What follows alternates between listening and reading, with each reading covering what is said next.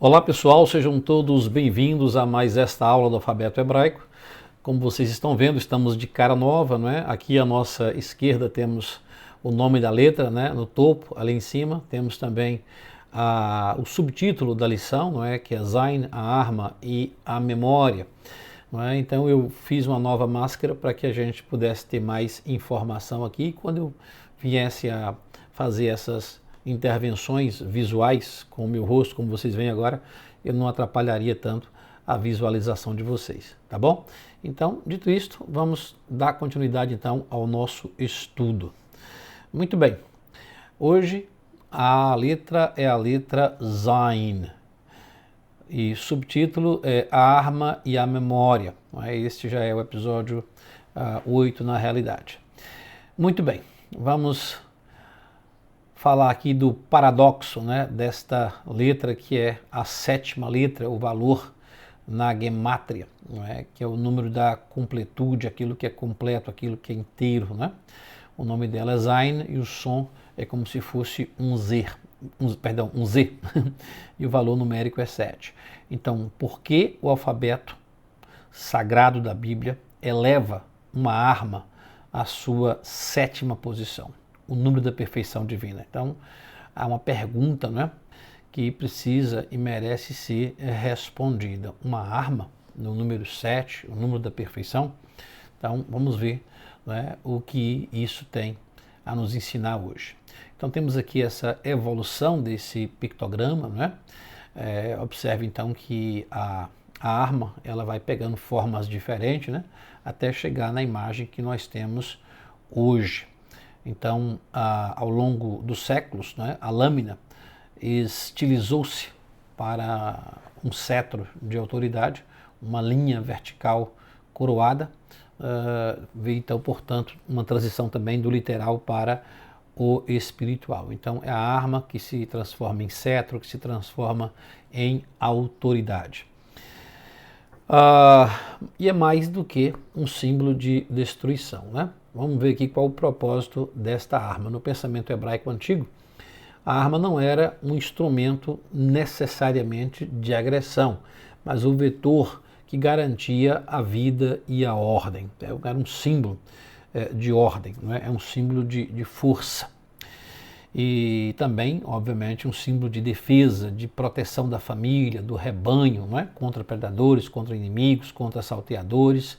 Não é? Como se fosse um escudo, é um símbolo de dignidade, é a capacidade do guerreiro de não ser subjugado, de manter a sua liberdade, de sustentação, não é? Manter a integridade física e moral do que lhe foi confiado, a força para manter de pé o que é preciso ser mantido de pé, não é? Sustentação. Por isso essas três coisas, defesa, dignidade e sustentação, estão embutidos nesta imagem, nesse pictograma da letra Zain. E temos aqui também, né, falando sobre a guarda do tempo sagrado. Então nós temos de um lado aqui a arma, do outro nós temos o Shabat. O que tem uma coisa a ver com a outra? Em relação à arma, nós vemos que ela é mantida, sempre polida, afiada, pronta, preparada. É um instrumento que está pronto para ser usado, preparado para ser usado, em condições de ser usado, né? Nunca descuidada, nunca deixada ao léu, à toa, não é? Sem atenção. E garante a segurança do espaço conquistado. O que tem a ver com o Shabat? Ele é guardado com atenção e intenção, coroa o trabalho da semana e garante a santidade do tempo criado por Deus. Então é como se fosse um guardião do tempo, não é? Um instrumento que faz com que também essa dimensão temporal esteja em ordem. O descanso sabático não é passividade, é a afirmação ativa de que Deus é o Senhor do tempo. A gente pode trabalhar 6 dias e descansar no 7º dia, porque o trabalho da salvação é feito por Deus e não por homens. Não é o trabalho humano que faz ou produz a salvação. Por isso que o Senhor Jesus Cristo responde àqueles que lhe interrogam ali em João capítulo 5, né, a respeito da cura de um homem no sábado, ele diz que o pai dele trabalha no sábado e ele também. Então os homens não trabalham porque o sábado representa o descanso que só Deus pode nos dar. Portanto, essa arma é a guardiã nesse aspecto temporal. Vamos ver agora a palavra Zahor, que significa lembrar ou recordar. A arma mais poderosa, portanto, ali é a arma da memória. Memória tem um significado muito importante na cultura hebraica e na teologia. As festas que Deus deu, os sinais que Deus deu, tanto do sol como da lua, para marcar o tempo, é em relação às festas, em relação aos compromissos, aos apontamentos, às horas marcadas que nós temos com Deus, o encontro que nós temos com Deus.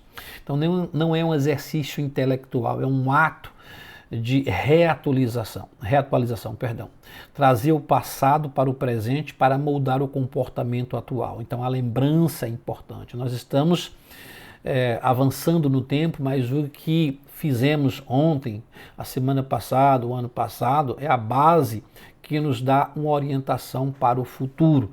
Então, por isso que o passado tem que ser sempre relembrado o tempo todo. Então, a memória, ela é constitutiva da identidade.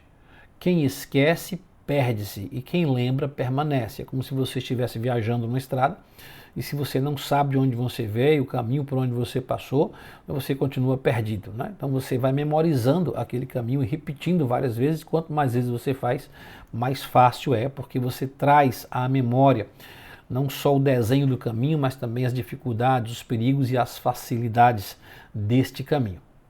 Então, se me esquecer de ti, ó Jerusalém, que a minha mão direita se esqueça de si mesmo, diz o salmista no Salmo 137, verso 5, né?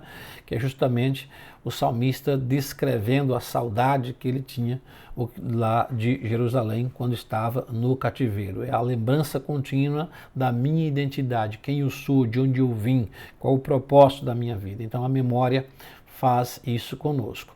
É o selo, portanto, da completude, o número 7. Nós temos 7 dias da criação, 7 anos sabáticos, 7 ramos na menorá, 7 festas do Senhor, etc. Então, Zain tem o valor numérico 7 representativo de várias coisas que começam com 7 ou que contém 7 na Bíblia, né? Na teologia bíblica, o 7 não é um mero detalhe, é o número da plenitude, da completude e do descanso divino, que é o Shabat. O Shabat como arma. A tradição vê na letra Zain a imagem do Shabat. Assim como a arma protege a família, o Shabat protege o tempo, é um marcador temporal. É o descanso que Deus prometeu e que vai ser cumprido no Senhor Jesus Cristo. Eu estou falando aqui da perspectiva do Velho Testamento, né? Para nós hoje já foi cumprido. O autor dos Hebreus, nos capítulos 3 e 4, fala precisamente sobre isso, que o Senhor Jesus Cristo é o nosso descanso.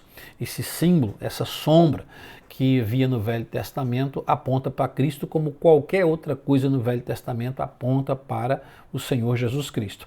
O descanso não é passividade, é a afirmação ativa de que Deus é o Senhor do tempo. Uma espada polida, pronta para defender o sagrado. Aqui no combate teológico temos esses dois verbos que também são muito importantes na Bíblia, inclusive eles são usados em formas intensas, não é? Ou intensivas, como no formato Piel, o verbo lembrar e o verbo esquecer, por exemplo. Do mesmo jeito que temos que lembrar com toda a intensidade, não é, do amor, da misericórdia, da graça de Deus, nós também temos que esquecer, como Deus esquece, né, os pecados que são perdoados, esquece para sempre. Então, no caso aqui de Zahor, a raiz aí dessas 3 letrinhas que vocês estão vendo na tela, que você já conhece, não é? É a reatualização contínua do passado, a sustentação da identidade, o símbolo de fidelidade e aliança. Não é? As alianças que Deus fez no passado continuam, não é? Ela nos dá identidade, ela nos dá rumo, nos dá direção, como já falamos. Né? Então, agora o verbo esquecer, não é? Que em hebraico é shahar, não é apenas falha cognitiva, é uma falha moral e espiritual profunda. É o aviso que nós temos em Deuteronômio capítulo 8, verso 11. Cuidado para que não te esqueças do Senhor teu Deus. O que Deus quer realmente esquecer são os seus pecados quando você pede perdão a Ele. Isso sim Ele esquece para sempre. Mas nunca podemos esquecer das misericórdias do Senhor, não é? Nunca podemos esquecer do seu amor. Então, aqui há um ciclo da memória. A memória nossa tem que ser renovada todos os dias, temos que lembrar todos os dias, né, de quem é Deus. É uma ação, age com fidelidade ativa ao que prometeu. Não é recordar o que esqueceu, é entrar em ação, é trazer à lembrança aquilo que realmente dá identidade, dá significado, dá rumo e dá propósito à nossa vida. Senão, no meio do caminho, você esquece quem você é e o que você está buscando, né? Ó, textos como, lemos ali em Gênesis 8.1 e Êxodo 2.24, né? Em Gênesis 8.1 diz, e lembrou-se Deus de Noé. Êxodo 2.24 fala, e lembrou-se Deus da sua aliança. Olha a importância, né, dessas falas na Bíblia. Claro que Deus não esquece nada, mas é um texto para mostrar a fidelidade do Senhor apenas, né? Então, o ser humano também precisa lembrar, né? Através dos salmos, da liturgia, da oração, é isso que nós fazemos todos os dias, todos os domingos, quando vamos à igreja, quando lemos a Bíblia, né? O efeito é que o ato de lembrar coloca o ser humano novamente na presença divina e dentro da história de Deus. Então, Zayn tem esse símbolo da perfeição por isso, porque está o tempo todo vivo, ativo, né, trazendo à lembrança aquilo que precisa ser lembrado e também esquecendo aquilo que precisa ser esquecido. Temos aqui algumas palavras, né, uma lista de vocabulários aqui que começa com Zayn, né? Vamos falar aqui desse vocabulário, raízes aqui da revelação. Então, temos na área de tempo e memória, palavras ali como vocês podem ler, né? Zakar, que é lembrou, recordou. Inclusive o nome Zacarias traz essa raiz aí que vocês estão vendo na tela. Não é? Aí temos outra ali, Sikaron, não é? Memória, memorial, também começa com Zayn. Não é? Ali mais embaixo, vocês estão vendo Zayn, Mem e Nun Sufit, Zimah, que é Zimã, que é tempo ou época. Eu lembro que em hebraico moderno, quando eu morava em Israel, a pronúncia era Zman. Isman. Em Zman não tem tempo, né? Como fosse um Yunze, né? Mas Ziman ali no hebraico mais antigo, né? Ali tem Zakan, né? Zaken, que é o ancião, o velho, né? E temos a tradução ali para ágil, o diligente, que também começa com a letra Zayn. Então vocês estão vendo ali Zayn, Resh, Yud e Zayn final, não é? Zariz. Na área do culto e da divindade temos várias palavras também começando com Zayn, não é? A palavra ali para sacrifício e para oferta, né? Vocês estão vendo ali então o Zayn seguido de Bet e depois da letra Hit. Não é? Então nós temos da letra Hit, então o som ali vai ser Zevá. Depois nós temos, né, traduzido como cântico, melodia, nós temos então Zayn, Mem, Resh e depois a letra Rei, não é? Zimra, que significa cântico, melodia. Depois temos outra palavra, né, começando com Zayn, depois Rei e depois a letra Beit. Então temos Zahav, conhece a música, né? Jerusalém Shel Zahav, Jerusalém de ouro. Então Zahav, ouro. Roshinol, cântico em hebraico, Zamir, né? Zayn, Mem, Yud, Resh. Temos a palavra Za'akah, que é clamor a Deus.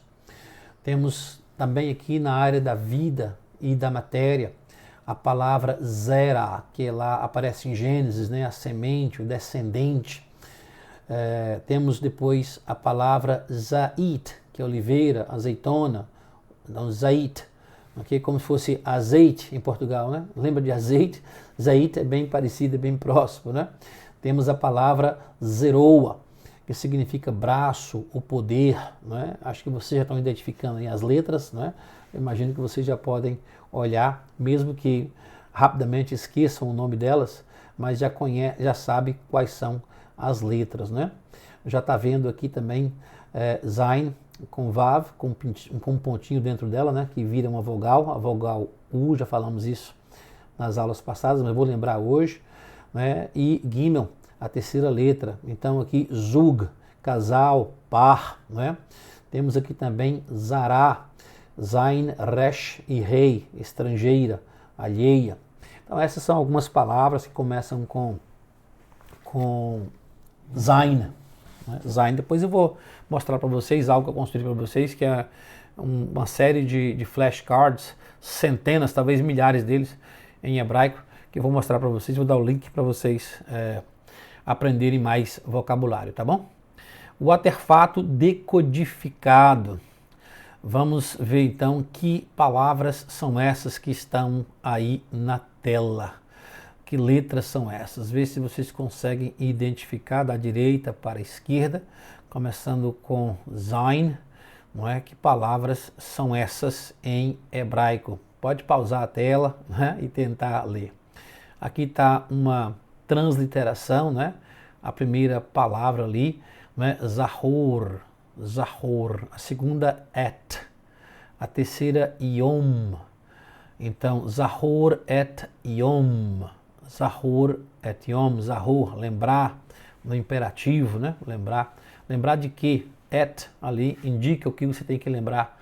É lembrar do Yom HaShabbat. O que é Yom HaShabbat? O dia de sábado. O dia de sábado. Aí tem a última palavra, né? Lekadsho, que é para santificar o dia, o sétimo dia.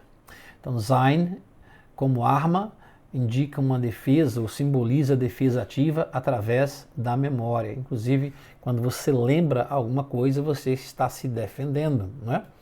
Até quando você vai realmente participar de um processo, o advogado precisa saber toda a história e lembrar da história como ela foi vivida, não é? E em relação ao tempo, ela com o número 7 é o tempo da perfeição, não é? Da completude, a arquitetura sagrada da plenitude de tudo que se foi completo. Então a verdadeira arma do povo judeu não foi a espada física, mas a memória. A memória é que é a arma. A fortaleza que essa arma protegeu não foi feita de pedra, mas construída no tempo, o Shabat. O quarto mandamento, em 4 palavras, iniciado pela arma que guarda o sagrado. Então, diante de nós aqui, essa frase que vocês estão vendo, né, é o mandamento que Deus escreveu em relação ao sábado, para guardar o sábado, lembrar do sábado, o que ele significa, como eu já falei. Ele aponta para o Senhor Jesus Cristo, que é o nosso descanso, a nossa paz, ele é o príncipe da paz. Você não precisa trabalhar no sábado, porque a salvação só quem pode trabalhá-la é Deus Pai, Deus Filho e Deus Espírito Santo, cada um com uma função específica na salvação. E a jornada continua, né? Nós vamos no próximo episódio falar sobre a letra Het, que é a cerca e a vida, e exploraremos aqui a 8ª letra, o som mais característico do hebraico, e o mistério de como Het carrega simultaneamente a ideia de graça e de fronteira sagrada. Mas eu quero continuar, não terminei ainda, quero falar um pouco sobre as vogais hebraicas, né, que é o sopro que dá vida às letras, né? Então faremos essa pausa aqui para a gente dar uma analisada nestes sons. Aqui por enquanto vogais, né? Já falamos de Vav na aula passada. Essa pausa na realidade era antes, perdão, eu misturei a pronúncia aqui, antes de Vav, ok? Misturei Vav com Zain, né? Então antes de Vav eu teria que ter tido, vocês teriam que ter tido essa explicação. Eu expliquei numa ordem inversa, mas estamos aqui hoje para falar sobre as vogais. Vamos falar aqui desse esqueleto, não é, das 22 consoantes que não tem vogais. Então em hebraico você tem apenas consoantes. Então durante mais de 1000 anos a Bíblia hebraica foi escrita apenas com consoantes silenciosas. A pronúncia exata dependia integralmente da memória, do contexto e da tradição moral da tradição oral, perdão, transmitida. Então, os judeus viam apenas as consoantes. Então imagina você nesse quadro que você está vendo aí, você tem a letra M e a letra L em português. Mas como é que você vai saber se M e L significa mala, mola ou mula? Então, você vê as consoantes, mas em português, a depender da frase que eu vou escrever, não é? Se eu vou escrever que você está viajando e não deve esquecer as, ML deve ser mala, não pode ser mula, não pode ser mola, não faz sentido, né? Então, a depender do contexto, você vai entender. É como hoje os jovens escrevem nos telefones, nos celulares, né, naqueles aplicativos de mensagem, e escreve de maneira curta, né? Também é TBM, então você sabe que é também ali, né? Então é assim que funcionava funcionava, não funciona até hoje, não é? A língua hebraica é assim, não há vogais, são apenas consoantes. Então, vamos falar um pouco como foi que essas vogais apareceram, né? Então, havia essa ameaça da dispersão, né? Com o povo judeu espalhado pelo mundo, depender apenas da memória tornou-se um risco crítico. Palavras idênticas podiam ter a sua pronúncia real e também o seu significado perdidos para sempre. E aí é que nasce esse sistema chamado Nikud, não é? Que estes estudiosos da língua hebraica, os rabinos, os escribas, né? Esse pessoal que entendia bastante da língua, chamado de os guardiões do som, e que fizeram essa engenharia do Nikud, né? Isso aconteceu entre os séculos 6 e 10 depois de Cristo. Então, isso é importante, ok? Deixa isso entrar na sua cabeça. Não existia essa pontuação, essas vogais, antes do século 5 depois de Cristo. Então, 500 anos depois de Cristo, ainda não existia essas vogais. Quer dizer, existia quando você fala, mas não existia uma marca, uma pontuação para elas, né? Os judeus apenas olhavam para as palavras com as consoantes e pelo contexto eles sabiam não só a pronúncia, mas também o que elas significavam. Então, eruditos judeus realizaram um dos trabalhos de preservação textual mais meticulosos da história humana, desenhando, portanto, um sistema visual que fixaria a pronúncia sem alterar uma única consoante sagrada. Então tá lá as consoantes, sem ninguém mexer nelas, apenas as vogais agora para ajudar. Então o que é o conceito Nikud? Okay? A palavra hebraica Nikud, né, significa literalmente pontuação ou pontos. O sistema de notação vocálica é uma camada não destrutiva, pequenos sinais, não é, que foram desenhados para serem colocados sob ou sobre, quer dizer, de baixo ou em cima, não é, ou ainda dentro das letras, funcionando como uma camada sobreposta sem jamais alterar o esqueleto do texto. Então o texto está lá quietinho, não vamos mexer no texto hebraico, vamos apenas colocar esses pontos, ora em cima das letras, ora embaixo, ora dentro da própria letra, para ajudar a lembrar qual era a pronúncia. Então temos aí uma preservação absoluta de pronúncia, né, para além das vogais, portanto contaram meticulosamente letras, palavras e versículos para garantir matematicamente que nenhuma cópia futura se desviasse. Então esse é o sistema. Vamos ver aqui a anatomia oculta da letra. Então aqui no centro da tela nós temos a imagem de uma letra Bet e esses quadrados aí pontilhados, né, em amarelo, vai mostrar o lugar onde as vogais podem ser colocadas. Então o Nikud opera como um painel de sobreposição gráfica. Então os pontos ditam o som sem jamais alterar a forma física da letra consoante, tá? Número 1, número 3 lá em cima, né? Número 3, temos lá a coroa, não é? A área superior, onde habitam os sons elevados, flutuando sobre as letras como o rolam, que é um som de ó. Então, sons elevados fica acima da letra. No 2 aqui, no núcleo, é a área de intensidade interna, quando uma letra deve ser dobrada na pronúncia, quando ela é forte na pronúncia, quando você para realmente para pronunciar um B bem pronunciado, né? um P bem pronunciado, não é? Com clareza, aí você coloca o ponto. Então ele recebe pontos funcionais que alteram a fricção da letra, como o dagesh. Okay? Então dagesh é esse ponto que você coloca na letra para ficar forte. É o dagesh forte, né? E tem a base, né, que é a área de aterrissagem, né, principal. Aqui é localizada logo abaixo da consoante. É aqui que moram a grande maioria das vogais, como o patá e o segol. Eu não vou explicar assim com muito detalhe, é só realmente uma coisa mais genérica, porque tem algumas exceções que vai requer um pouco mais, meu Deus, vai necessitar, vai requisitar, né, um pouco mais de contexto, tá bom? Mas a matriz de leitura, os sons abertos aqui de A e E, né? Então temos um símbolo ali, por exemplo, de patá, que é um A mais aberto.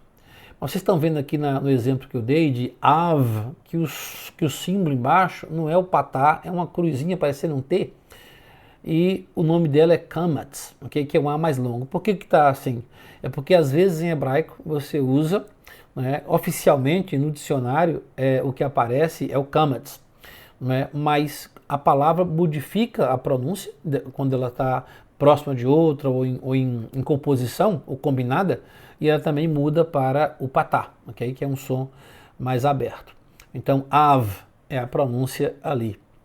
E tem o Kamatz, né, como eu já disse, Av, que significa pai, escreve com Kamatz e também escreve com patá.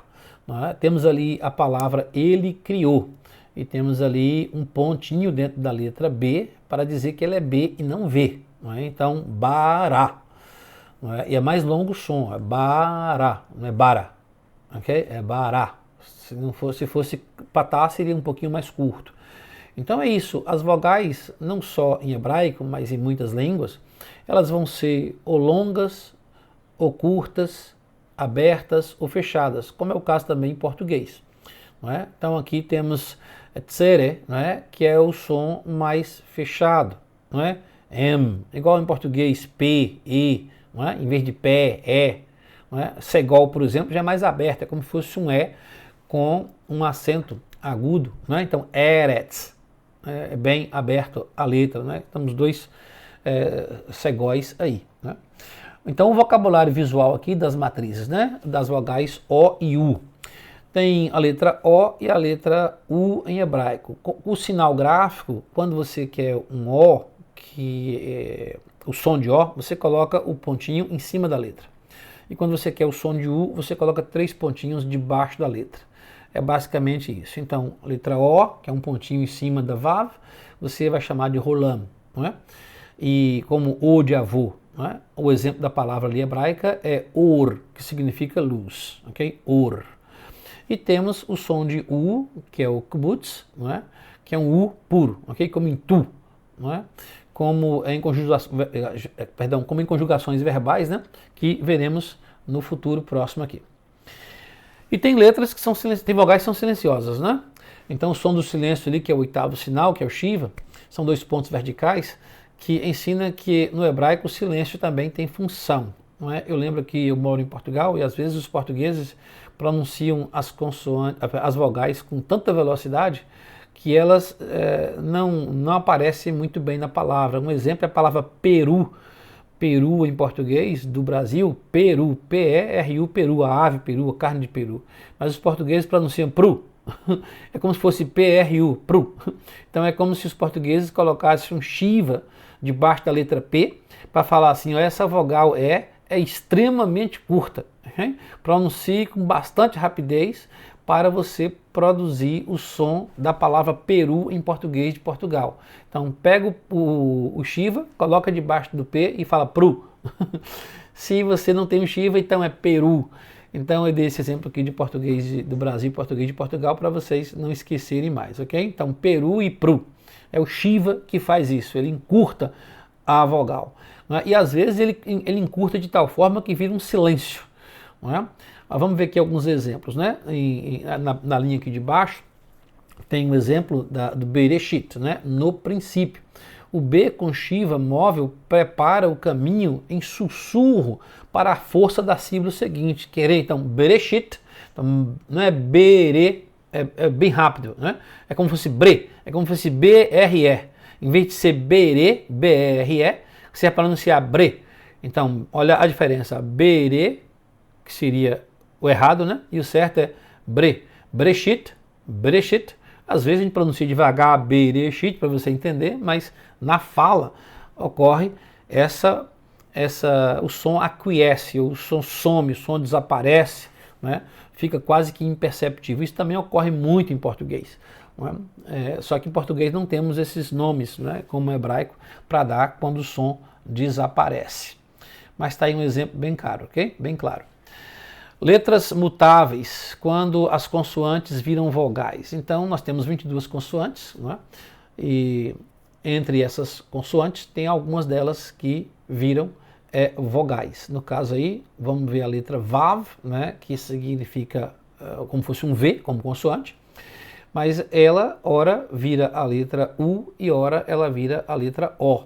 Aí no exemplo aqui de Or, que é luz, nós vemos um ponto em cima, né, o rolão, que transforma Vav nesse som de O, um O fechado, elevado acima da letra.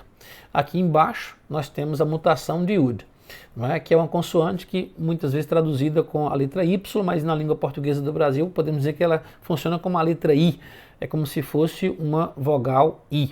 E quando tem o segol embaixo, esses três pontinhos que vocês veem aqui à direita, ela se torna a letra E, uma E aberta, ok? Como vimos no exemplo anterior. E temos aqui a palavra, né, que respira, o esqueleto e o vento, né? Então aqui as consoantes é como se fosse o corpo, a forma, o esqueleto, a estrutura rígida, né? E temos as vogais, que é o sopro de vida, a respiração, o espírito, o vento, o movimento. Então, eis que farei entrar em vós o espírito e vivereis. Porque antes a letra estava morta, a letra mata, como Paulo escreve em 2 Coríntios 3,6, mas agora Deus modifica, né, esses sons das vogais, é como se desse vida, obviamente, às consoantes, né? Então, os masoretas, eles não inventaram um significado, eles apenas cristalizaram em tinta uma verdade, né, que já existia da tradição judaica. A palavra de Deus é, ao mesmo tempo, corpo e sopro. A letra solidária não tem voz, ela precisa ser atravessada pelo vento para cantar. Então, é como o vento que sopra nas letras e sai ali significado, não é? Sai sentido. Tem aqui alguns outros exemplos, né, das vogais, aí, como patá, segol, tsere. Como vocês veem aqui no exemplo, vocês já conhecem essas palavras, obviamente, né? Estão vendo aqui a primeira à esquerda, que Aleph Beit, que é Av. Já viu também o exemplo ali de Eretz, o duplo segol, dois Es abertos, né, que significa terra. Já viram também o exemplo aqui de Em, que significa mãe. E já vi aqui o exemplo da palavra Shalom, que significa paz. Observe aí o O, então, de Shalom, lendo da direita para a esquerda, né? Shalom. Muito bem, estamos chegando ao fim, acho que esse é o último slide dessa apresentação. Anatomia, portanto, aqui da primeira luz, né? Para consolidar aqui o conhecimento fonético, aplicamos a mecânica vocálica em Gênesis 1:3.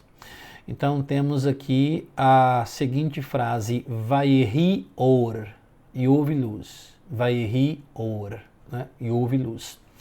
Então, a palavra, para vocês lembrarem aqui, como se fosse um treino, não é? Vocês, então, lembram dessa palavra, né? E tem outra aqui, que é or, ve, ro, shir. Vayehi or, ve, ro, shir. Luz e trevas. Então, tem aí as vogais, não é, com as consoantes. Claro, estou ensinando isso de maneira básica, simples, ok?